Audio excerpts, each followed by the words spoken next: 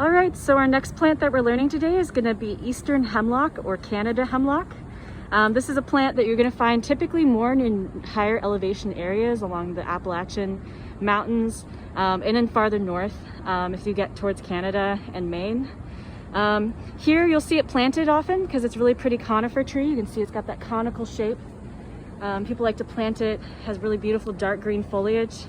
There's a few natural populations in the Piedmont in North Carolina. If you go to Hemlock Bluffs near Cary, you can find it. But here I am on campus where I found a specimen all planted here.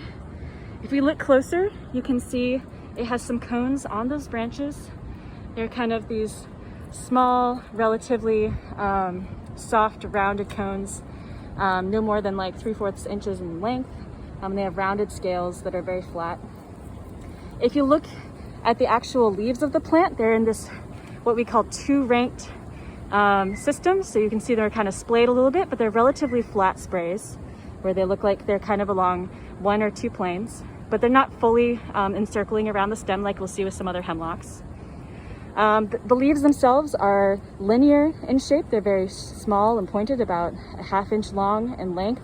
If you look at the base underneath of those leaves, you can see that they have these white lines underneath, 2 of them underneath each leaf. Those are actually leftover wax from the stomata that are where the plant is breathing underneath the leaf. But if you look for those 2 lines, that'll help you distinguish whether or not this is a hemlock.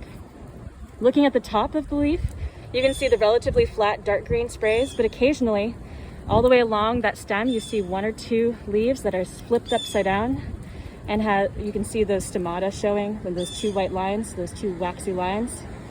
And that's pretty typical of Eastern hemlock, is to have that like flipped over side oppressed leaves on top of the branches.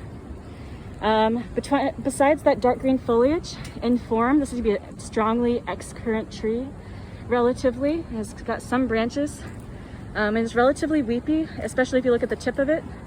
This one's labeled, but you can see the bark itself is this brown, kind of scaly in color. It's very crackly, like a lot of our pine barks. In the Pinnaceae, hemlocks are in the Pinnaceae just like our pines.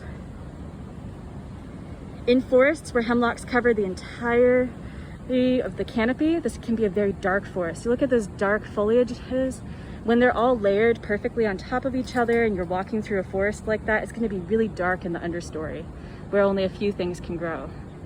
But yeah, this is hemlock. This is Tsuga canadensis, or Canada hemlock or Eastern hemlock.